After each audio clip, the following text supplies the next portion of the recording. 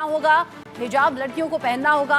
हिफाजत-ए-इस्लामी के vice president हैं मोहिउद्दीन रब्बानी।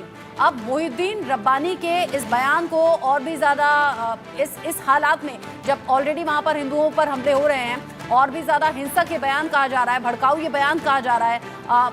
मोहित शुक्ला जी, जिस तरीके से रब्बानी का ये बयान सामने आया, कट्टरपंथी नेता हैं रब्बानी, और ऐसे न जाने और कितने वहां पर मौलाना होंगे जो अभी हिंसक घटनाओं को बढ़ावा भी दे रहे होंगे, लोगों को उकसा भी रहे होंगे।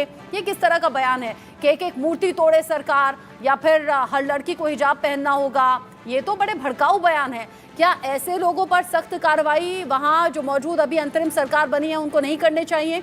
क्योंकि अभी जो हालात हैं, सरकार थोड़ा संकुचा रही है, डर रही है कि एक्शन करेंगे तो फिर से भड़क जाएंगे लोग। देखिए, पहले मैंने कई डिबेट करी हैं, उसमें मुस्लिम मौलाना भी आए हैं, तो उन्होंने हमेशा कहा है हर डिबेट में कि इस्लाम जो है वो मानवता का संदेश देता है, दया करुणा का संदेश देता है। तो ये जो कॉन्सेप्ट है ये बांग्लादेश में नहीं दिखाई पड़ रहा। कोई भी मौलाना सामने नहीं आ रहे हैं, कोई इस्लामिक धर्मगुरु सामने नहीं आ रहे, ये नहीं कह रहे कि भाई इस्लाम जो है वो सबके साथ मिल के रहना सिखाता है और मानवता का संदेश देता है। आज वो सब लोग कहाँ चले गए?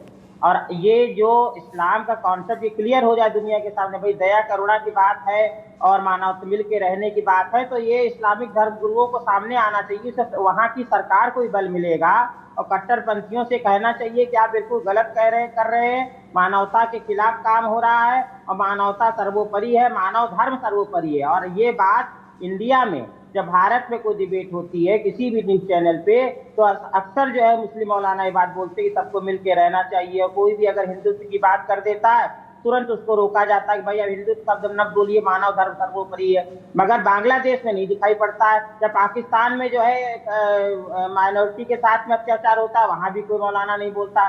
तो ये अभी आपने जैसा कहा कि एक कोई इस्लामिक स्कॉलर थे, उन्होंने कहा कि भाई सबको हिजाब पहनना चाहिए और सबको धर्मांतर कर, तो ये बातें वहां पर होती है जहां पर बहुसंख्यक समाज जो है मुस्लिम होता है। भारत में आप देख लीजिए कि सारे मुस्लिम सुरक्षित हैं, जहां यहाँ सब अल्पसंख्यक सुरक्षित रहते हैं। जहां हिंदू बाहुल्य इलाके हैं वहां मुस्लिम सुरक्षित है, मगर जहां मुस्लिम जो है अधिक संख्या में, हिंदू सुरक्षित नहीं होता।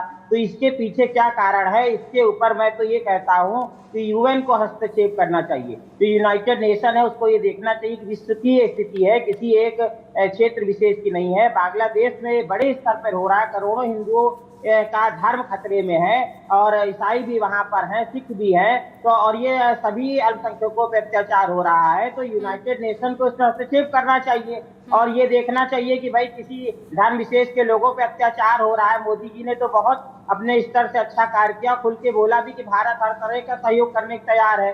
तो अब यहाँ पर यूनाइटेड नेशन क्यों चुप बैठा है? वो क्यों नहीं बोल रहा है कि अच्छा, आप ही की बात का जवाब मैं ले लेती हूँ। निपुण जी, यूएन के इंटरफेयर करने से चीजें ठीक हो जाएंगी क्या? देखिए, यूएन की अगर हम बात करते हैं